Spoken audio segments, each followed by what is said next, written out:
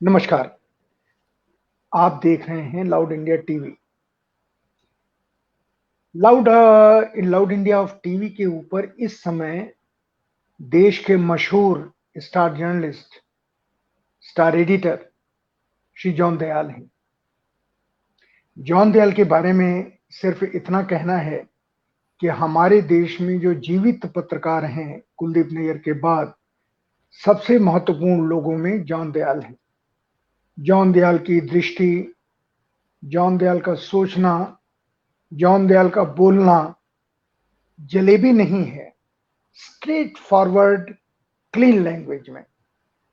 और हमने उनको इसीलिए आमंत्रित किया कि हम उनके प्रति अपनी भावना भी व्यक्त करना चाहते थे और हम उनसे जानना भी चाहते थे कि जब जॉन दयाल साहब जर्नलिज्म में आए, उसके बाद जर्नलिज्म में किस किस तरह के शेड्स आए और आज हम कहाँ हैं। पर ये पूरे 1 घंटे की बातचीत का लपोलुआब है। शुरुआत में मैं जॉन दयाल साहब से रिक्वेस्ट करूंगा कि जॉन दयाल साहब, हम ये जरूर जानना चाहेंगे कि आप जर्नलिज्म में कैसे आए और क्यों आए, क्या सोच के आए।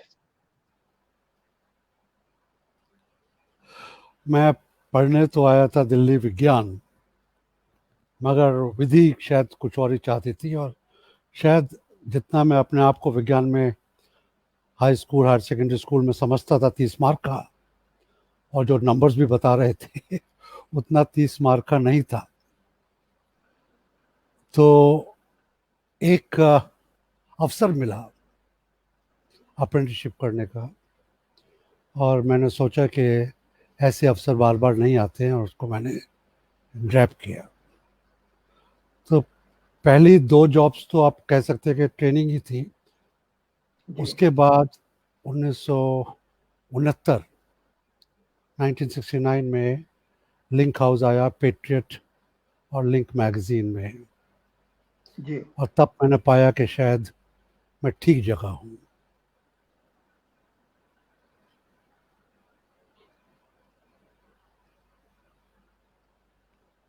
देखिए तो इंटरनेट का कमाल शुरू।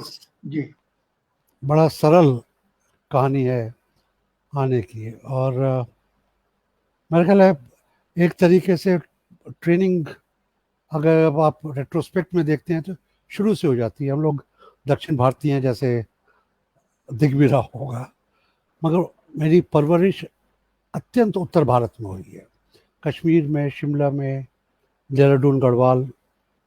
और फिर 14 साल की उम्र में शायद मैं दिल्ली आया, 13-14 साल में, और तब से दिल्ली में बस गया। तो एक तरीके से आप समझ सकते हैं कि हिंदी में अभी भी थोड़ा सा गढ़वाली का पुट है, और अभी भी कभी कभी झटका खा लेता हूँ, मगर हिंदी साफ हो गई है। कभी ज़िंदगी के किसी पड़ाव पे उर्दू सीखी तो थोड़ी बहुत हिंदुस्तानी भी साफ हो गई है। और सीखते गए यूनिवर्सिटी के बाद, एक तरीके से यूनिवर्सिटी ऑफ लाइफ, क्योंकि व्हाट्सएप यूनिवर्सिटी तो थी नहीं, मगर यूनिवर्सिटी ऑफ लाइफ में बहुत चीज़ें सीखने को मिल जाती हैं। जी। जॉन साहब, जब आप लिंक में थे तो वहां से पैट्रियट नाम का अखबार भी निकलता था और उस समय के मशहूर लोग उससे जुड़े हुए थे। उनके बारे में कुछ अनुभव बताइए। और सबसे बड़ी चीज कि इसकी जो चेयरपर्सन थी, शायद अरुणा आसफ अली जी थी, उनके बारे में कुछ बताइए हमको। वो तो फिर 1 घंटा इसी में बीत जाएगा, मगर मैंने कहा था नहीं, लिंक थोड़ा थोड़ा हाउस। थोड़ा थोड़ा जी झलक, जी जी, जिसको नहीं ग्लिम्स कहते मैं हैं। जी नहीं, मैं अपना ट्रिब्यूट अपने गुरुजनों को कह रहा था, तो यकीनन जी। पूरा घंटा तो नहीं लूँगा, जितना टाइम है उसी में। मगर लिंक हाउस में कई चीज़ें थी। लिंक मैगजीन थी, तो शायद 1958 में शुरू हुई थी, और पेट्रियट नाम का अखबार था जो उसके बाद शुरू हुआ। शुरू और होता इसमें है। जी दिग्गजों की कमी नहीं थी।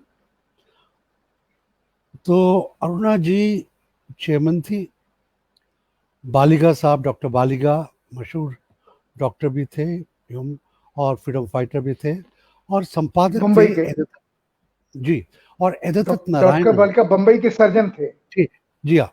और जी और डॉक्टर और श्री एदत्त नारायणन, जो कभी हिंदुस्तान टाइम्स में भी थे, कभी जेल में भी थे, वो हमारे संपादक थे। उनके बारे में मशहूर था कि बड़े कटु जुबान है, कोई शैतानी बर्दाश्त नहीं करते हैं। मगर ये भी जी। मशहूर था कि इन्होंने लॉन्ग मार्च कवर किया था। तो अच्छा। अरुण आसिफ अली जी कहते हैं, क्योंकि मैं किसी की हिम्मत नहीं उनसे पूछने की कि अपनी रिपोर्टें दिखाइए आप, तो और आजकल इंटरनेट पे शायद ना भी मिले, मगर कहते हैं और मेरा ख्याल है सच ही कहते होंगे। बहुत ही ज्ञानी थे, बहुत ही दूरदृष्टि रखने वाले थे, बहुत ही बड़े जी। संपादक तो थे, बहुत ही बड़े टीचर थे। कट्टर जी। और कड़वा उनकी जुबान रही होगी, दिल उनका बड़ा नरम था। और जो जी। उनकी निगाह पे एक बार आ जाता था कि ये लड़का या ये लड़की कुछ कर पाएगी, उसके लिए वो जान न्यौछावर कर देते थे, संदूक खोल देते थे, जहाँ जो करना हो करिए आप। ऐसे बहुत लोग। तो इन अगर दो को ही आप देखा जाए तो मैं कह सकता हूँ कि मैं आज़ादी की लड़ाई तो नहीं देख पाया, मैं पैदा नहीं हुआ था, मगर आज़ादी की लड़ाई में जो थे उनको मैंने किताबों से नहीं पढ़ा है, उन्हीं की ज़ुबानी देखा है, उन्हीं की ज़ुबानी क्या सुना है, बात। उन्हीं की क्या ज़ुबानी बात। कहानियाँ सुनी हैं। 1942 की गवालिया चौक पर झंडा फहराने की, जिसमें अरुणा जी मशहूर हो गई थी, रेड फोर्ट की ट्रायल की, जेलों की, किस तरीके से जेल में जो कैदी थे और जो पढ़े लिखे कैदी थे, अगर चने के कागज में अखबार का टुकड़ा में चना लपेट के आ जाए तो उस टुकड़े को ही कितनी बारी पढ़ा जाता था और कितने लोग पढ़ते थे। तो इसके ऊपर जो एक तरीके से मर्म जो दिल पे छूता है और एक आंख खुल जाती है सच्चाई देखने की, सत्य देखने जी। की, हिस्ट्री को देखने की। तो ये तो थे सदर। इन्होंने और इनकी मशहूरियत की वजह से, इनकी काबिलियत की वजह से, इनके अट्रैक्शन की वजह से ये जी। एक हनीबी थे, छत्ता थे। और इन्होंने जो मधुमक्खियां जो जमा की थी इतनी मिठास के हाँ, बाद, बिल्कुल। उसमें आप कह बिल्कुल। सकते हैं कि 60 और 70 के दशक का उत्तर भारत का और दक्षिण भारत का कोई अजीम पत्रकार नहीं होगा जिसने एक बारी लिंक हाउस में कदम ना रखा हो। ओवी विजयन बिल्कुल। कार्टूनिस्ट थे, ओवी जी। विजयन नाम के, हाँ, जी। बड़े बड़े बिल्कुल मशहूर बिल्कुल आर्टिस्ट जो बहुत। जो बिल्कुल। जी हाँ, जो आर्टिस्ट बड़े मशहूर हो गए, पेंटर्स हमारे यहाँ कार्टूनिस्ट थे, आर्ट वर्क करते थे। विज्ञान, सी राधा कृष्णन विज्ञान का पेज देखते थे। उत्तर प्रदेश से आए राजनीति के ज्ञाता, जिन्होंने राजनीति और राजनीतिज्ञों के साथ उम्र काटी, ज़्यादातर लेफ्टिस्ट थे, मगर राजनीति ग्रासरूट्स पे कैसी खेली जाती है, कैसी होती है, पॉलिटिशियंस कैसे बात करते हैं, उनका अपना बैकग्राउंड किस तरीके से इम्पैक्ट करता है। माथुर साहब थे, गिरीश माथुर। और आजकल के बच्चों को तो ना भी पता होगा, आजकल के जवान या अधेड़ पत्रकारों को भी नाम याद नहीं होंगे कि गिरीश माथुर भी पत्रकार थे। लखनऊ के उस्मान साहब, बिल्कुल। आप उत्तर प्रदेश के उस्मान साहब थे। सैयद मलिक कश्मीर में हैं। कई अब सबों के बेचारे चले गए, जिंदगी का दौर था, मगर इन पत्रकारों से हमने ये सीखा। अभी उनमें एक दिग्गज अभी भी हैं, भवानंद उनियाल। भाषा का ज्ञान, पॉलिटिकल जी। लैंग्वेज का ज्ञान और उसको समझाने का ज्ञान, कि आप पूरे दिन आप राजनीतियों में घूम रहे हैं, सेंट्रल हॉल में घूम रहे हैं, पार्टी के प्रेस कॉन्फ्रेंस में घूम रहे हैं, और शाम को आके निचोड़ 350 शब्द, 550 शब्द में उसको क्या बयान बात कर है। दें और उसको समझ में आ जाए। और डेस्क के ऊपर एमवी राव स्टेट्समैन से आए थे, ऐसे ऐसे दिग्गज जो आपको, जिनको कहें कि हमारे पास सिर्फ 50 शब्द की कहानी आई है, उसको 500 शब्द ही बना सकते थे। और आप कहें कि हमने प्रेस कॉन्फ्रेंस आई है, प्रेस स्टेटमेंट ही 7 पेज का है, तो उसको वो 150 शब्दों में भी कर सकते थे। तो जिसको कहते हैं पत्र को टेलीग्राम समझिए। ये जो ज्ञान था टेक्निक का, जी। एब्जॉर्ब करके उसको, तकनीक का पत्रकारिता क्या है, ज्ञान को पाठक के पास, दर्शक के पास पहुंचाना ही तो है, उसी को ज्ञान बिल्कुल। कहते हैं। उसका निचोड़, उसका सार किस तरीके से। तो ये जब ये आपको सिखा रहे होंगे, और ना सीखना तो फिर नाइंसाफी होगी लोगों के साथ में। बिल्कुल। बिल्कुल। जॉन दयाल साहब, एक छोटी सी इंफॉर्मेशन आपके साथ, क्योंकि अब आपके साथ एक बहुत दूर का भावनात्मक रिश्ता बन गया जो आपने बात बताई।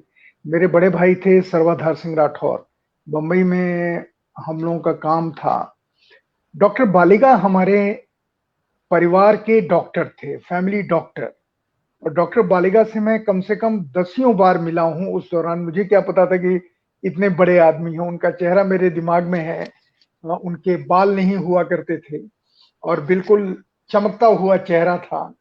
बहुत मोटा नहीं, दरमियाना शरीर था।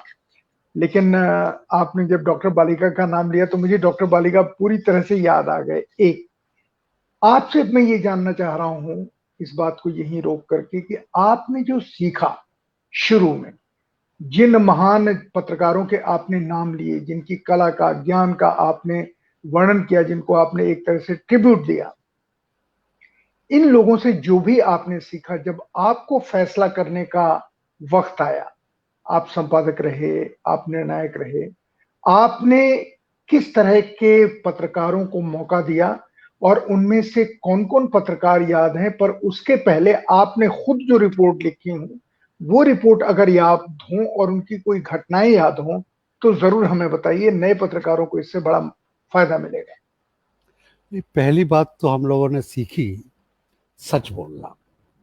सच कड़वा हो सकता है मगर सच हमेशा जिंदा रहता है। उसको लोग रिसर्च करेंगे, उसके ऊपर किताबें लिखेंगे, सच के आगे कुछ नहीं टिकेगा। पहली बात तो ये सीखी। एजाज नारायण के दो मशहूर वाक्य हैं जो अभी भी रात को मेरे कानों में बजते हैं। उन्होंने कहा था, I want a patriot reporter in police headquarters, I don't want a police reporter in patriot headquarters. मेरे को क्या बात है। पेट्रियट और लिंक का पत्रकार चाहिए जो पॉलिटिकल पार्टीज में जाके पता लगाए, पुलिस वालों के घर के अंदर जाके पता लगाए सत्य क्या है।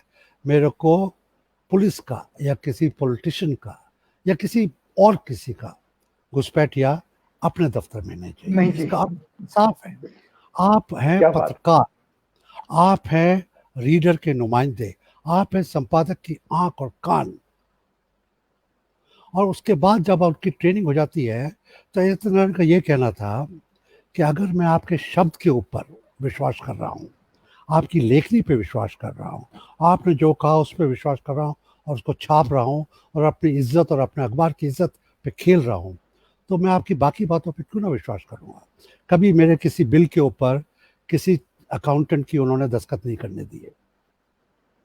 जब मेरी लेखनी पे विश्वास है, मेरे सत्य वचन पे विश्वास है, तो बाकी क्यों ना विश्वास हो। और जब संपादक और पत्रकार के बीच में ये विश्वास आ जाता है तो फिर तो वाहे न्यारे दोनों के हो जाते हैं। और वो अखबार, वो टेलीविज़न, वो मैगज़ीन, उसको फिर कोई रोक नहीं सकता। उसकी सर्कुलेशन कुछ भी कम हो। मेन स्ट्रीम की सर्कुलेशन क्या थी, सेमिनार की क्या है, इंग्लैंड में इकोनॉमिस्ट की क्या है, मगर इज्जत है, वजन है, बिल्कुल वजूद है। बिल्कुल। और हाँ, तो 1000 साल बीत जाएंगे। मैंने सर सवाल आपके ऊपर पूछा कि आपको अपनी लिखी कुछ रिपोर्ट्स याद हैं, या आपने जिन लोगों को जिम्मेदारी सौंपी, जब आपको डिसीजन लेने का राइट मिला, आप एडिटर हुए, और जिन लोगों को आपने पत्रकार बनाया, उनकी कुछ रिपोर्ट्स आपको याद हैं जिन्होंने सोसाइटी पे असर डाला हो, पहले आपकी खुद हाँ, की? क्यों ना याद हो, क्योंकि मेरी जनरेशन जी। के जो पत्रकार हैं, हम लोग एक तरीके से लिंक हैं। हम लोग हॉट मेटल की पैदाइश हैं। जब लेड की टाइप होती थी, भट्टियां होती थी प्रेस के अंदर जिसमें से लेड कास्ट किया जाता टाइप पे, लोग मर भी जाते थे जी। क्योंकि वो पॉइजन है। उस जी। जमाने से टाइपराइटर से लेके कंप्यूटर के स्पैन किया है। आज़ादी के लड़ाकों से लेके आज के लोग जो आज़ादी खो रहे हैं, उनको इकट्ठा एक ही तार में हमने देखा है। इन्वेस्टिगेटिव रिपोर्टिंग की पैदाइश हम लोगों ने देखी है और शायद उसमें कुछ हल्का सा कंट्रीब्यूशन भी किया है। जी। कभी भी हमने प्लांट नहीं लिया। कागज हमने सरकार के फाइल उन्होंने दी और हमने बिना छापे, बिना देखे छाप दी, उनकी गलतियां भी छाप दी। ऐसा नहीं किया है हमने। अगर खोजी पत्रकारिता की है तो नाक पसीना एक करके, जिंदगी का आप कह सकते हैं दाव लगाकर, नौकरी हाथ में लेकर, उसको खोजी पत्रकार कहते हैं। दो आदमियों के जो मरूम हो गए उनका नाम लेना मांगता हूँ। चांद जोशी, चांद जोशी जी हिंदुस्तान बिल्कुल। टाइम्स में थे, कॉलेज में हमारे हम्म। सीनियर थे, दूसरे कॉलेज में थे, मैं स्टीफन में था, ये हिंदू में थे, मगर उस जनरेशन के थे। पेटेट में मैं था, और हमारी एक गुरु हुआ करती थी रजिया इस्माइल, इंडियन एक्सप्रेस में थी, उनके बाद उषा राय टाइम्स ऑफ इंडिया में। ये जो चाहे एनवायरनमेंट हो, चाहे जेंडर हो या क्राइम रिपोर्टिंग हो, चांद जोशी की एक कहानी मेरे को याद है, दिल्ली में थानों की नीलामी कैसे होती है, कि जब थानेदार लगता है, उस जमाने की बात है, शायद अभी भी होती हो, जब थानेदार लगता है तो कमला मार्केट की, लाहौरी गेट की, जहाँ पे आड़ती लोग होते हैं, जहाँ पे पैसा है, उसके लिए इंस्पेक्टर क्या करने को तैयार नहीं है, सेंट्रल डिस्ट्रिक्ट के लिए क्या करने को तैयार नहीं है। उसकी कहानी ने तहलका मचा दिया था, तहलका मचा दिया था, क्योंकि तब पता लगा कि पुलिस में करप्शन होता है। हमने पुलिस टॉर्चर्स पे कहानियां की हैं, बहुत सारी की है, सुंदर डाकू भी। और क्राइम रिपोर्टिंग सुंदर डाकू की तो बहुत मशहूर है, इमरजेंसी पे किताब लिखी, इमरजेंसी का डॉक्यूमेंटेशन किया। और जो मैं अपने बारे में कह सकता हूँ खासियत, और जो मेरे या तो शिष्य रहे या मेरे साथी रहे, हमारा है कि हमारा डॉक्यूमेंटेशन परफेक्ट होता है। चाहे आप सुप्रीम कोर्ट ले जाइए हमको, या आप किसी कमीशन ऑफ इंक्वायरी में कागज दिखा देंगे, आपको कोटेशन दिखा देंगे, अपने नोट्स दिखा देंगे। हम जैसे गैलरी बुन के रखती है ना, तो अभी भी जब तक मैंने छोड़ी थी नहीं, तब तक टनों के हिसाब से रद्दियाँ थी, कहाँ का प्रेस नोट, कहाँ का ये, तो हमको कोई दिक्कत नहीं थी करने की। और खोजी पत्रकारिता के लिए डॉक्यूमेंटेशन बड़ा परफेक्ट चाहिए, ये हियर से की बात नहीं है। और हियर से भी अगर होता है तो ऐसे आदमी को जो मुकरेगा नहीं, जो कहेगा नहीं कि नहीं सब मैंने नहीं कहा है, ये इनकी मन गढ़ंत है। तो उस जमाने में डॉक्यूमेंटेशन के ऊपर इन्वेस्टिगेशन बेस करना, आंखों देखी सुनना, डीप सोर्सेज करना। बी आर टमटा थे, म्यूनसिपल कमिश्नर थे, इमरजेंसी थी, संजय गांधी थे, शाम को मीटिंग होती थी, 2-4 दोस्तों को, जिनमें शायद मैं एक भी था, कॉन्फिडेंशियल बता देते थे पूरे दिन में क्या हुआ। तो आज की तारीख में अगर कोई हमको कहे कि आपकी इमरजेंसी की रिपोर्ट में ये गलती है, तो ये तो कागज़ है या फिर उनके कोटेशन है, हमारे नोट से, गलती नहीं हो पाएगी। और अपने मुंह क्या बेकार करूं। मैं पहले पत्रकारों में था जो श्रीलंका गए जब वायलेंस शुरू हुआ था। मैं और सीमा मुस्तफ़ा अकेले 2 पत्रकार थे जो लेबनान, बेरूत, सीरिया, इजराइल से रिपोर्टिंग की हमने। और इजराइल के टैंकों पे बढ़ के नहीं आए थे हम विक्टिम्स के साथ थे। और ये मेरा ख्याल है, अपने मुंह मियाँ मिट्टू बनूं तो मेरी पत्रकारिता में मैं अपने को हमेशा कहता हूँ आज भी कि मैं बड़ा बायस पत्रकार हूँ। हाथरस के कांड में मैं रेपिस्ट के साथ नहीं रहूँगा, किसी भी रेपिस्ट के साथ कभी भी नहीं। विक्टिम के साथ रहूँगा, गरीब के साथ जिसकी झोपड़ी जलाई गई हो, जिसको उल्टा के पुलिस में, जिसको चांद जोशी कहते थे, हैदराबादी गोली दी गई हो। मैं विक्टिम के साथ रहता हूँ, विक्टिम के पर्सपेक्टिव से देखता हूँ। और चाहे बड़ी लड़ाई हो, चाहे श्रीलंका हो, तमिल देखना हो या पैलेस्टीनियन देखना हो, या वियतनाम में, क्योंकि मैं बहुत छोटा था वो जा नहीं पाया, मगर जब वियतनाम में मिसिंग इन एक्शन खुदाई हो रही थी, अमेरिका अपनी लाशें ढूंढ रहे थे, तब मैं वहाँ पे था। तो पर्सपेक्टिव्स अपना अगर सही है तो कहानियाँ और सच्ची कहानियाँ मिलने की दूरी है। और मैंने अपने जनरेशन के पहले की बनाया, उषा राय थी, देते थे crime reporter times of India में, मृत्यु हो गई। इंडियन एक्सप्रेस में तो कितने लोग थे, कितने थे, उनमें मेरे ख्याल सबसे यंगेस्ट, और उसके बाद मैं कहना नहीं मांगूंगा, अश्विनी सरीन थे, जिन्होंने एक लड़की की खरीदो फरोख्त की और पता लगाया कि इंटरवेंशनिस्ट। अश्विनी कहाँ है, कुछ पता है आपको? मैं अश्विनी को ढूंढ रहा हूँ बहुत दिनों से, पता नहीं चल रहा है। उनकी पत्नी किसी जमाने में एम्स में सीनियर डॉक्टर थी, और मेरा ख्याल है इंडियन एक्सप्रेस के लोग उनको जानते होंगे। मैं थोड़ा सा आउट ऑफ टच हो गया था उनसे, मेरी गलती से, क्योंकि अब इस ज़माने में जब तक एक्टिव ना हो दूसरा भी तो मिलना मुश्किल हो जाता है, या तो प्रेस क्लब में मिलेंगे या ट्रेड यूनियन में मिलेंगे। हाँ नहीं, आपने बहुत अच्छे दोस्त का नाम लिया। मैं आज राजकमल जहाज से पूछता हूँ जो संपादक हैं, क्या उनके पास अश्विनी का कोई लिंक है क्या? बहुत अच्छे दोस्त थे अश्विनी, क्योंकि जैसा आपने कहा कि रिपोर्टर तो कमाल के थे ही थे। He was a first class human being. हाँ, सर, आपने जिन लोगों को बनाया उनके बारे में बताइए। आपने कौन कौन सी रिपोर्ट कराई? ये तो आपने अपनी बात कही, आप तो स्टार हैं ही हैं, पर आपने जिन लोगों को पैदा किया उनमें से आप किसमें स्टार जर्नलिस्ट की क्वालिटी देखते हैं? मैंने किसी को नहीं बनाया, किसी में स्पार्क था, मैंने शायद झाड़ू लेके थोड़ा सा पहुँच दिया, थोड़ी सी धूल हटा दी, थोड़ी सी ट्रिक्स ऑफ द ट्रेड बता दिए, और जो मैंने गुरुजनों से सीखा था उसको आगे पेश कर दिया। ईमानदारी, शब्दों को किस जी तरीके से सजाया पुरोया जाता है, दूसरे की झूठ कैसे पकड़ी जाती है, क्या आपको फंसाने की कोशिश कर रहा है, क्या झांसा दे रहा है, कहाँ पर कोई क्या तथ्य छुपा हुआ है, माइनिंग, डीप माइनिंग, सोर्सिंग, एक दो चार पांच 10 लोगों को सुनाया होगा। अब वो मानने को तैयार हो तभी तो मैं कह पाऊंगा, मगर दोस्तों में कह सकता हूँ मैं, अजय भोसले जिनके साथ मैंने कई किताबें लिखी, बहुत ही जी पारखी आदमी थे। उस उन्हीं की तरह में पत्रलेखा चैटर्जी हैं, एनवायरनमेंट जर्नलिज्म में, हेल्थ जर्नलिज्म में इनका नाम है। स्मिता नागराज बाद में आईएएस हो गई। सीमा मुस्तफ़ा लखनऊ से आई थी, बड़ी संपादक हैं और बहुत ही ज़हीन ज़हनी और बहादुर महिला पत्रकार हैं। बिल्कुल। ऐसे ऐसे एच रिजवी हैं, एसोसिएटेड प्रेस में थे। मिड डे में से जोशी जोसेफ का नाम लिया जा सकता है। एक मशहूर लेखिका आजकल सोल्जर्स पे और वॉर पे लिखती हैं, रचना बिष्ट। दर्जनों होंगे, और किसी का नाम लेके किसी और के साथ नाइंसाफ़ी करना किसी भी गुरु का, किसी भी बड़े भाई का ठीक नहीं लगेगा। सभी अपने अपने में माहिर हैं और अपना नाम, अपनी ट्रेनिंग, अपनी ईमानदारी, अपने प्रोफेशन का डंका बजा रहे हैं, और मेरे को शायद मोहब्बत से याद रखते होंगे। नहीं, बिल्कुल याद रखते हैं, जो काफ़ी लोग आए जिन्होंने आपका ज़िक्र किया। जॉन साहब, एक जो मैंने शुरू में कहा था, जानने की मेरी इच्छा है कि आप बहुत सारे पॉलिटिशियंस के कॉन्टेक्ट में भी आए होंगे। उनमें जी, से आपको कौन ज़्यादा संवेदनशील लगे, अगर आप ह्यूमन लगे?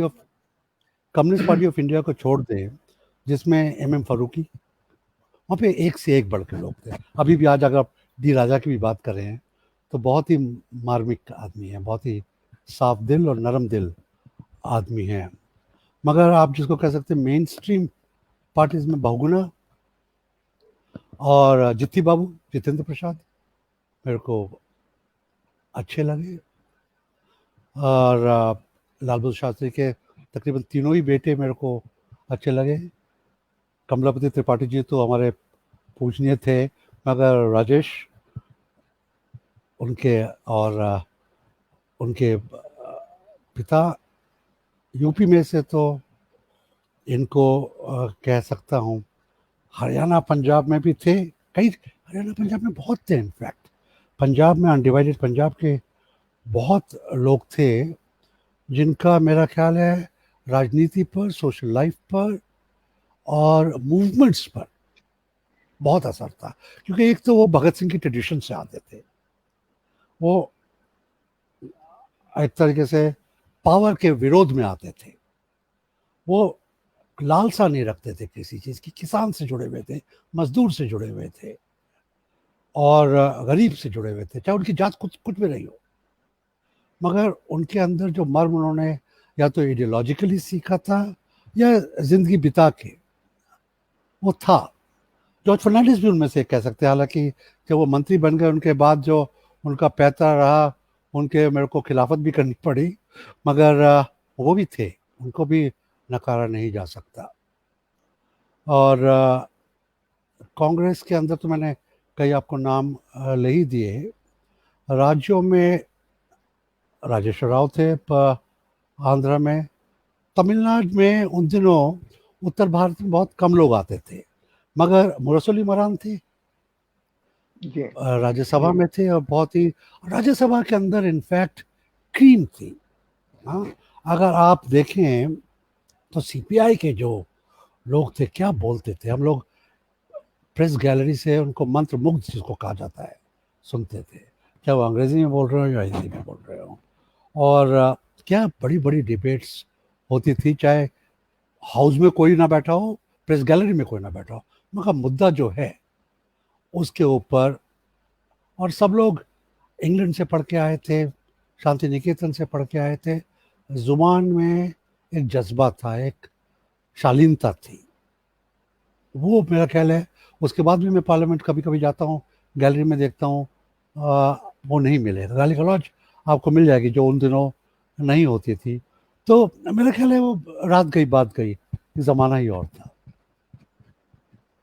ओके, अब मुझे ये बताइए जॉन साहब कि आपने जो पत्रकारिता की रिपोर्टर के नाते या संपादक के नाते आपने कराई, आपके जीवन में क्या ऐसे कुछ मोमेंट्स आए जब किसी ने आपको रिपोर्ट्स रोकने के लिए दबाव डाला हो, आपको लालच दिया हो, आपको किसी भी तरीके से इन्फ्लुएंस करने की दोस्तों के ज़रिए कोशिश की हो कि ये रिपोर्ट आप छोड़ दीजिए, इग्नोर कर दीजिए, मत कीजिए, इसका फ़ॉलो-अप मत कीजिए?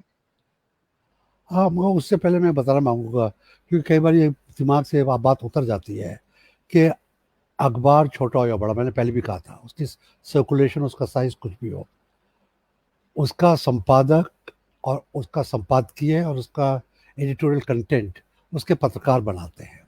तो छोटा अखबार, मिड डे बहुत छोटा अखबार था, मगर स्कूप्स उसने भी उतने किए होंगे जितने बहुत बड़े-बड़े अखबारों ने किए हैं। रिज़वी ने और भी लोगों ने, जोशी जोसेफ ने बड़े-बड़े स्कूप किए हैं। रज़िया रिज़वी ने, क्योंकि मेरे को उनके 2-3 स्कूप बड़े याद हैं। अटल बिहारी वाजपेयी का प्रधानमंत्री बनना और प्रधानमंत्री पद का त्याग करना। छोटे अखबार के लिए पत्रकार जाके इतनी बात कर पाए और आप में इतनी हिम्मत हो कि अखबार का आप 2 घंटे लेट कर दें, मायने रखता है। बाबरी मस्जिद गिर रही थी, हमने कई एडिशन निकाले।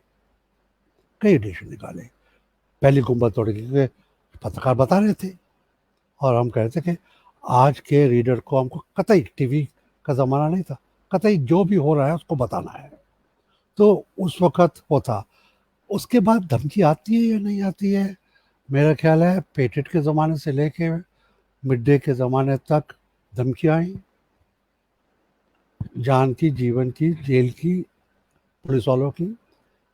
हमने भी बड़े-बड़े पुलिस वालों के खिलाफ लिखा है। वो पुलिस वाले धमकी देते हैं, राजनीतिक धमकी देते हैं।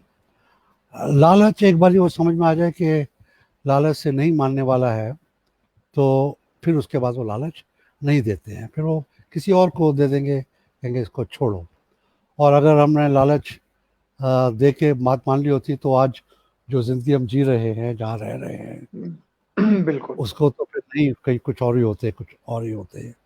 मगर अरबपतियों का मुँह देखा है और छोड़ भी दिया है।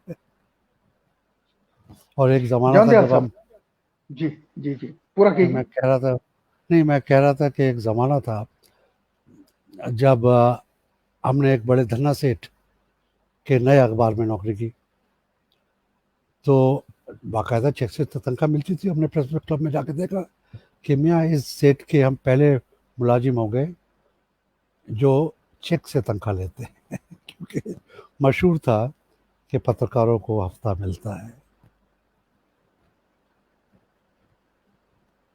जॉन दयाल साहब, आपने जो दौर देखा है, उसमें क्या आपको याद है कि जिस तरह का आज जर्नलिज्म हो रहा है या जर्नलिज्म के डिफरेंट फेजेस आपकी लाइफ में, जब जर्नलिज्म ने अपना चेहरा बदला हो, अपना अपना कैरेक्टर बदला हो, अपने को प्रो पीपल से प्रो एस्टैब्लिशमेंट किया हो, ये दौर कब कब आए या ये अभी ही दौर आया है जो आपके ज़माने की पत्रकारिता तो आज की तारीख में कहीं नहीं हो रही है?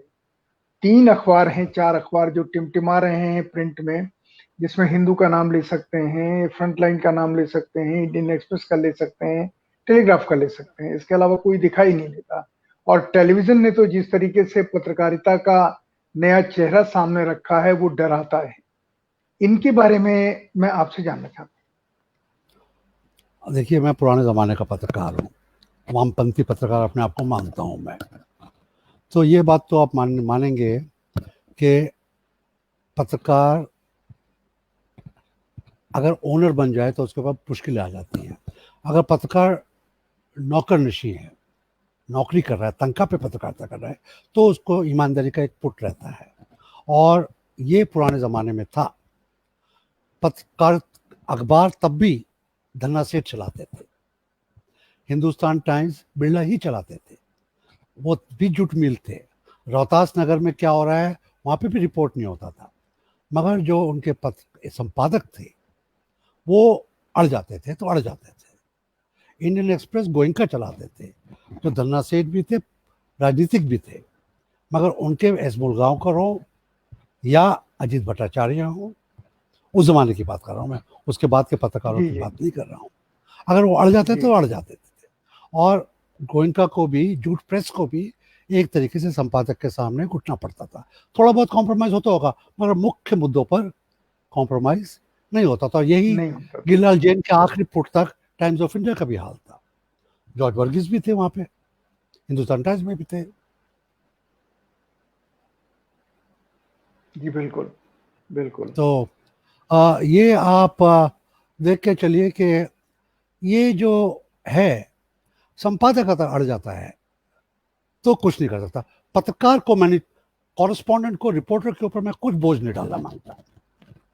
वो बेचारा अपनी मेहनत कर रहा है, अगर वो बिक भी रहा है तो संपादक का कार्य है कि उसको टोके, रोके और उसको सही रास्ता दिखाए, तभी तो वो संपादक है। जी तो अगर आप कहेंगे नहीं, जी मेरी आंख बचा के रिपोर्टर ने ये कर दिया या रिपोर्टर बिका हुआ है, तो फिर तो चलेगी नहीं पत्रकारिता। क्योंकि छोटे शहरों में, छोटे डिस्ट्रिक्ट में क्या हो रहा है, छोटी जी डिस्ट्रिक्ट में पत्रकार है, बड़ा जी पत्रकार, बड़ा संपादक 4 लाख रुपया, 5 लाख रुपया जी महीने का कर रहा है। मगर जो संपादक का पत्रकार है किसी भी डिस्ट्रिक्ट में, वो अभी भी 4,000, 5,000, 10,000 के ऊपर नौकरी कर रहा है। वो 3 अखबारों के लिए लिखता है, वो कलेक्टर की निगाह में है, पुलिस के निकट में है, धन्ना सेठ की, जो वहाँ का ठाकुर है या वहाँ पे लोन देता है उस पे, मगर तब भी वो अपनी पत्रकारिता में कुछ ना कुछ इज्जत से करता है, इतनी कम तनख्वाह पर भी। उसकी गलती सुधारना, उसकी अच्छाई को पेश करना जी एक बिल्कुल। एक संपादक का कार्य है। तो जूट प्रेस अभी भी जूट प्रेस है। और आपने हिंदू का नाम लिया या मलयालम मनोरमा का नाम लिया, ये बाकी अखबारों से इसी बात में सिर्फ फर्क है, और खासकर हिंदू, कि ये पारिवारिक अखबार है। इनमें ऐसा नहीं है जब परिवार में लड़ाई हो जाती है तो इनके संपादन पे भी असर आ जाता है, इनकी एडिटर्स की आइडियोलॉजी की वजह से इनकी रिपोर्टिंग में भी फर्क आता है, ऐसा नहीं। मगर जो मेन स्पाइन है इनकी, जो 4 पहिए हैं, वो बरकरार रहते हैं, और उसी की वजह से इनकी इज्जत बनी जाती है। मलयालम मनोरमा एक एक तरीके से आप जूट प्रेस नहीं, मगर आप उसको रबर टी एस्टेट्स के साथ जुड़ा हुआ मान सकते हैं। बिल्कुल। मगर हम्म। तब भी उसके जो 4 पहिए हैं वो सड़क के ऊपर हैं और सीधी दिशा में चल रहे हैं। तो स्टीयरिंग कुछ गड़बड़ा भी जाए, पत्रकार रोड़े भी आ जाए, मगर ओवरऑल हम जानते हैं कि संतुलन बना रहेगा। ये संतुलन बिगड़ रहा है आजकल, जब देख रहे हैं कॉर्पोरेट सेक्टर टोटली मजबूर है सरकार के ऊपर। लाइसेंस राज अब अंकुश राज हो गया है। पहले था दरवाजा बंद दरवाजा खुला, इंपोर्ट लाइसेंस, टैक्सेशन लॉज बदल के लाइसेंस राज में किस तरीके से किसी को फेवर किया जा रहा है तो मोहताज हो जाता था। आजकल मोनोपोलीज हो गई हैं। अब वो लाइन जो थी पॉलिटिशियन में, राजनेता में, कॉर्पोरेट क्रोनी कैपिटल्स में, एक तरीके से धुंधली हो गई हैं। पत्रकार बेचारा क्या करे, संपादक क्या करे, संपादक है ही नहीं, सारे संपादक ज्यादातर ओनर्स हैं। अब वो डालडा बेचेंगे या पत्रकारिता करेंगे? टेलीविजन न्यूज ने जिस तरीके से प्रिंट को एक तरीके से प्रेशराइज करना शुरू किया है कि आप भी इस तरह की रिपोर्टिंग कीजिए, और नई चीज जो दिखाई दे रही है पिछले 10 दिनों से, कि हिंदुस्तान के टेलीविजन चैनल्स में भी एक दूसरे को गाली देने का एक नया अभियान शुरू हो गया है, जिसको कहते हैं ना कि तुम मुझसे बुरे मैं तुमसे बुरा, सबसे बड़ा बुरा कौन, इस तरीके की प्रतिस्पर्धा, कंपटीशन शुरू हुआ है। इसके बारे में आपका क्या मानना है संपादक के नाते, पुराने प्रेस जमाने फ्रेटर्निटी के सीनियर मेंबर होने के नाते? पुराने जमाने में कहा जाता था, dog does not eat dog. Hmm. कुत्ता लड़ तो जाएगा, एक दूसरे को खाएगा नहीं। आज वही नौबत आ गई है, क्योंकि पत्रकारिता का सतह सड़क पर आ गया है। मगर मैं एक बात पे आपको टोकना भी मांगता हूँ, शायद एक दूसरा पुट दिखाना मांगता हूँ। जी टेलीविजन और प्रिंट मीडिया बड़ी सिम्बायोटिक रिलेशनशिप है। जैन साहब टाइम्स नाउ भी चलाते हैं, टाइम्स ऑफ इंडिया भी चलाते हैं। टाइम नाउ पे जिसको लड़का स्क्रीम करके कह रहा है मेरा स्कूप है, टाइम्स ऑफ इंडिया में एक सेंटेंस भी नहीं छपता। टाइम्स ऑफ इंडिया की जो हेडलाइन है टाइम्स नाउ नहीं देता। टाइम्स नाउ के एवज में उन्होंने मिरर नाउ बनाया। बैलेंसिंग एक्ट ओनर्स कर रहे हैं। तो ये खेल है, अंधा बन रहा है, आंख में धूल झोंक की जा रही है मेरे और आपकी जनता के एडवर्टाइजर की आंखों में इतनी धूल झोंकी जा रही है कि बड़ी बड़ी अच्छी कंपनीज, अमूल की एडवर्टीजमेंट आ रही है 3 कौड़ी के पत्रकारिता के ऊपर। कम से कम देख के तो आप कीजिएगा ना कि हमारा जहां पर वो एडवर्टीजमेंट आ रही है उसके पीछे क्या हो रहा है। हालांकि एडवर्टीजमेंट के ऊपर पहले तो अलग था ना कि एडवर्टीजमेंट थी, अब एडवर्टीजमेंट नीचे आ जाती है, पता भी नहीं लगता कि एडवर्टीजमेंट है या क्या है। एडवर्टाइजर खुद अब अवार्ड्स दे रहे हैं। कल अवार्ड्स कुछ दिए गए, आप सोच रहे हैं कि सरकार ने दिए, वो लगता है कि एक मैगजीन ने दिए हैं। तो अचानक अवार्ड्स का स्तर खत्म हो गया है। अवार्ड्स में आप जिसको कल पत्रकारिता के नाते गाली दे रहे हैं, अवार्ड देने के लिए उन्हीं को बुला रहे हैं। तो ये जो बिजनेस का और पत्रकारिता के बीच में दूरी जो कम से कम आप आंख का शर्म का पर्दा था, वो पर्दा फाश हो गया है। शायद पर्दा कभी भी ना रहा हो, मगर शर्म का पर्दा तो था, वो शर्म अब नहीं रही है। जॉन दयाल साहब, आप शाम 5 बजे के बाद जो सो कॉल्ड एबीसी 3-4 श्रेणियों की जो टेलीविजन चैनल हैं जिनमें बहसें होती हैं, डिस्कशंस होते हैं, उनको आप कभी कभी देखते हैं?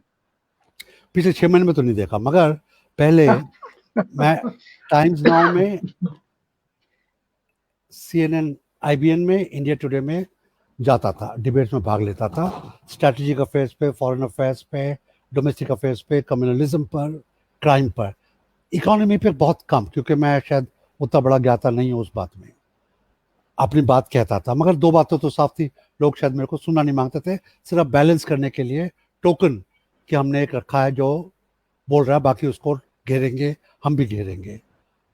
मगर ये बहस करने के लिए या मुद्दे के 3 फुट बताने के लिए नहीं है। ये सच्चाई में 3 फुट नहीं होते हैं। सच्चाई में 1 ही फुट हो सकता है, या शायद 1.5 फुट हो। आप ये कह सकते हो कि लड़की का गैंग रेप में 4 थे या 5 थे, मगर गैंग रेप तो था, उसकी रीढ़ की हड्डी से तोड़ी गई, उसकी जुबान तो काटी गई, उस पर क्या बहस है? उस पर आप भाजपा के को बुला रहे हो, उसको आप सत्य के लिए बुला रहे हो, उसको भाजपा के मुख्यमंत्री को डिफेंड करने के लिए बुला रहे हो। तो डिबेट तो क्राइम पर नहीं हो रही है, डिबेट हो रही है कि मुख्यमंत्री ने अपना कार्य किया है नहीं किया, उसके ऊपर अलग भी डिबेट कर सकते हो। तो कई चीज़ों को तो मैंने टोटली बाइकआउट कर लिया है, मैं जी पर नहीं जाता। वो जुबान और जहाँ पे एंकर पार्टिसिपेंट है, फिर तो बड़ा मुश्किल है। मैं, आप कह सकते हो, रिपब्लिक पे नहीं जाता। बाइकआउट क्या कहना है, वो मेरे को पसंद नहीं है, मैं उनको पसंद नहीं हूँ, तो वहाँ पे भी नहीं जाता। मगर अभी भी इंडिया टुडे, CNN, टाइम्स पे अगर कोई बुलाता है, तो क्योंकि आजकल मैं घर से बाहर नहीं निकल रहा हूँ, जैसे आपके प्रोग्राम पर आया, स्काइप पर, जूम पर कोई सुनना मांगता है, तो मैं ज़रूर अपनी बात कर देता हूँ, या फिर जिसको कहते हैं साउंड बाइट दे देता हूँ। मगर मन टूट गया है टीवी न्यूज़ से। ये न्यूज़ नहीं रही है, तमाशा है। मैंने जॉन साहब पूछा था कि जो डिस्कशंस होते हैं टेलीविजन पे शाम 5 बजे के बाद हर चैनल पर, हिंदी हो या अंग्रेजी हो, उन डिस्कशंस को सुनकर के आपके ऊपर क्या असर पड़ता है? ये मुद्दों के ऊपर हो रहे हैं, मुद्दों से अलग हो रहे हैं, लोगों को भटकाने के लिए हो रहे हैं, लोगों को इंफॉर्मेशन देने के लिए हो रहे हैं? जो जो मैंने, आप जहां जाते हैं वो तो एक सवाल है जो आपने बताया, पर जहां आप नहीं जाते हैं, लेकिन टोटल न्यूज की दुनिया में टेलीविजन की जो डिस्कशन होते हैं वो लोगों को कम्युनिकेट क्या कर रहे हैं? मैंने जैसे कहा कि मेरे और आप जैसे ढीठ लोगों को, ट्रेंड लोगों को तो ये बिल्कुल असर नहीं करते। ये तो एक लोटा पानी है, बह जाएगा। मगर जिसको पूरा ज्ञान नहीं है, जिसके पास सोर्सेज ऑफ इंफॉर्मेशन नहीं है, जिसकी इडियोलॉजी अभी डेवलप हो रही है, जो अभी जवानी में पेश हो रहा है, जिसको क्रोध जल्दी आ जाता है, उसको ये और सोशल मीडिया इकट्ठा मिलकर, ये बाइनरी हैं, सोशल मीडिया और टीवी मीडिया, ये उसको एक तरफ धकेल रहे हैं, उसको भेड़ चाल बनने पर मजबूर कर रहे हैं, उसको आगे कैरेट दिखा के, आगे गाजर दिखा के, पीछे लट्ठी दिखा के एक तरफ चलाने की कोशिश कर रहे हैं। ये राजनीति खेल रहे हैं, इसमें कोई ढंग नहीं। ये एक माँ समूह, एक सामूहिक सोच पैदा करने की कोशिश कर रहे हैं, मगर किस हद तक सक्सीड हो रहे हैं ये दूसरी बात है। क्योंकि अगर टोटली सक्सीड हो जाते तो फिर हर कोई एक ही ब्रांड साबुन का इस्तेमाल करता, एक ही ब्रांड सेंट का इस्तेमाल करता, एक ही कपड़ा करता। मगर हमने देखा जो एडवर्टाइजिंग में है वो इसमें भी है, मगर कुछ सेंसिटिव चीज़ें हैं, धर्म, जाति, जेंडर, उसके ऊपर शायद ज़्यादा उकसाया जा सकता है। ये ढूंढ रहे हैं कि आदमी की कमजोरियां कहाँ हैं, भारत के जनसमूह की कमजोरियां कहाँ हैं, यहाँ की जातियों के अंदर विच्छेद कहाँ पर हैं, दरारें कहाँ पर हैं, उनके अंदर कैसे घुसा जा सकता है, वो ढूंढने की कोशिश कर रहे हैं। कभी मिल जाती है, ज़्यादातर मिल नहीं पा रही है, क्योंकि हिंदुस्तानी भी बहुत, इतने साल इतने लोग आए गए, सबों को हमने समेट ही लिया ना, तो इकट्ठा मुड़ जाते हैं। जहाँ पे जाति हो जाती है तोड़ने के लिए, वहाँ पे जेंडर इकट्ठा करने के लिए आ जाता है। जहाँ पे धर्म तोड़ने के लिए आता है, वहाँ पे लैंग्वेज इकट्ठा करने के लिए आ जाती है, वहाँ पे राष्ट्रीयता इकट्ठा करने के लिए आ जाती है। तो एक चेक्स एंड बैलेंसेस हो रहे हैं, और टेलीविजन इसको अभी तक ये नहीं कर पाया कि इसके अंदर टोटल दरार कर पाए, ये नहीं कर पाया है। कोशिश उसकी बरकरार है, और उसको डिफीट करना मेरा ख्याल है जनता का सामूहिक कार्य है। सर, इसके पीछे है कौन? क्या आपका अंदाजा है? सरकार है, या जो आपने वर्ड इस्तेमाल किया, क्रोनी कैपिटलिस्ट हैं, या वर्ल्ड दुनिया में कोई नया इकोनॉमिक ऑर्डर बनने जा रहा है, उनका प्रेशर है जो हिंदुस्तान को एक लेबोरेटरी बनाना चाहते हैं? क्या है इसके पीछे? है इस सारी कहानी के पीछे ये जो माफिया किस्म का जर्नलिज्म है, इसके पीछे है कौन? शायद सब लोग। माफिया क्या होता है? माफिया का शब्द ही है फैमिलिया, कुनबा। भानुमति का कुनबा है, तिनका जोड़ के। इसमें हर एक, आपने जो नाम लिए, हर एक अपना अपना कार्य कर रहा है। अमेरिका अपना कार्य कर रहा है। अमेरिका क्या है आज? अमेरिका हमेशा से रहा है, स्लेव ट्रेड के बाद, military economic complex, military industrial complex. वहाँ की नौकरियां जब भी बचेंगी जब वहाँ पे माल बने। माल क्या है? माल कार नहीं है, कार की फैक्ट्री में टैंक बनते हैं। हवाई जहाज कॉमर्शियल भी बनता है, मगर उसके इंजन और उसके मेन फ्रेम और उसकी टेक्नोलॉजी और उसकी एवियोनिक वॉरप्लेन बनाती हैं। शिप्स कॉमर्शियल भी बनती है, मगर ज़्यादातर पैसा जो रिसर्च के लिए आता है, मिलिट्री आता है। तो मिलिट्री इंडस्ट्रियल पॉलिटिकल कंबाइन अपनी जगह है। बाकी जगह उससे कौन प्रॉफिट करता है? अभी मैं नाम नहीं लेना मांगूंगा, फिर मैं उन्हीं के चक्कर में आ जाऊंगा। कौन कौन बेनिफिट करता है? किसी भी क्राइम्स रिपोर्टर से अगर आप पूछेंगे कि क्या आपका नुकसान क्या है, कैसे आप पता लगाते हैं, वो कहेगा इसके बेनिफिट्स किसको मिले। डॉक्टर NS जैन ने अपनी बीवी का कत्ल कराया, बेनिफिशियरी कौन थे?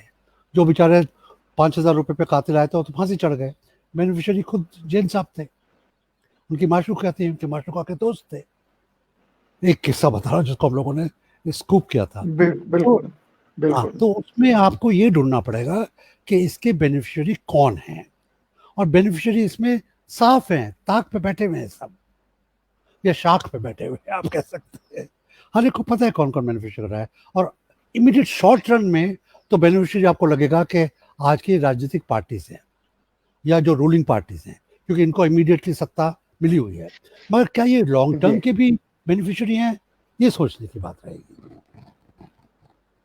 जॉन दयाल साहब, मैं आखिरी सवाल आपसे पूछ रहा हूं, और जो इधर मैंने अपने हर मेहमान से जो स्टार जर्नलिस्ट के प्रोग्राम में आते हैं और जो सचमुच हिंदुस्तान के स्टार जर्नलिस्ट हैं, जिनको कुछ फोर्सेस ने भले ही साइडलाइन कर दिया हो, उनको क्रेडिबिलिटी न देने की योजना बनाई हो, पर हम उसके खिलाफ खड़े हैं।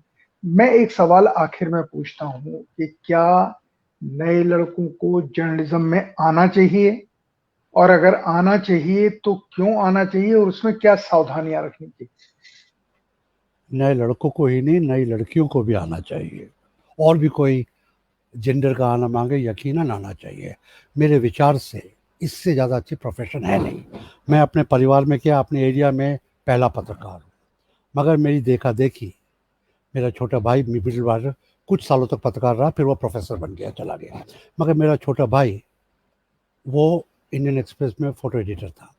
मेरी बेटी खुद पत्रकार है और मेरे छोटे भाई का दामाद पत्रकार है। मेरे परिवार में 4 पत्रकार हैं। सब बाइज्जत पत्रकारिता करते हैं। पत्रकारिता में और बच्चे नहीं आए तो पत्रकारिता का वंश कैसे चलेगा? हम लोगों का अंश आगे कैसे जाएगा? और पत्रकारिता ख़त्म हो गई तो देश की ज़ुबान ख़त्म हो जाएगी, देश की आंखें अंधी हो जाएंगी, देश के कान बहरे हो जाएंगे, और अंधा बहरा गूंगा देश कैसे चल पाएगा? जॉन साहब, आपका बहुत बहुत शुक्रिया। और सबसे महत्वपूर्ण बात आपने कही आखिर में। बातें तो पूरे प्रोग्राम में महत्वपूर्ण थी, पर मुझे जिसने अभी बहुत ज़्यादा प्रभावित किया वो ये कि पत्रकार देश की आंख कान नाक है, देश का देखने वाला, सोचने वाला, एक तस्वीर बनाने वाला प्रोफेशन है। और अगर वही अंधा बहरा हो जाएगा तो देश अंधा बहरा हो जाएगा। ये आपने सबसे इम्पोर्टेंट बात कही।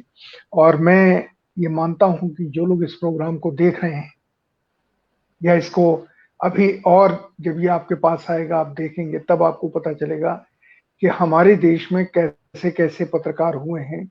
और उनमें जान दयाल साहब ने जो बात कही और जिन लोगों को इन्होंने ट्रिब्यूट दिया और जिन लोगों का इन्होंने नाम लिया और जिस तरह की विधा का जिक्र किया, वो अपने आप में पत्रकारिता का एक मैं ये तो नहीं कहूंगा कि उसकी चीर फाड़ है, लेकिन उसका विश्लेषण है, एनालिसिस है टोटल जर्नलिज्म की जो अब तक हुआ है।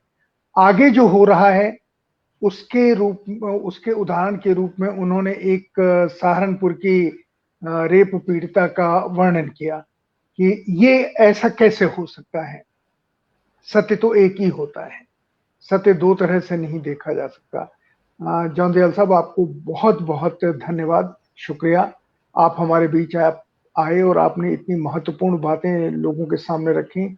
हम आशा करते हैं कि आपको हम और समय समय पे तकलीफ देते रहेंगे, क्योंकि आपके जैसे लोग और आपके जैसे लोगों की बातें आने वाले पत्रकारिता के विद्यार्थियों को या जो पत्रकारिता में कोई सपना लेके आते हैं उनके लिए एक मार्गदर्शन का काम करेंगे। आपका बहुत बहुत धन्यवाद। इस प्रोग्राम को समाप्त करने की इजाजत आपसे चाहते हैं। नमस्कार।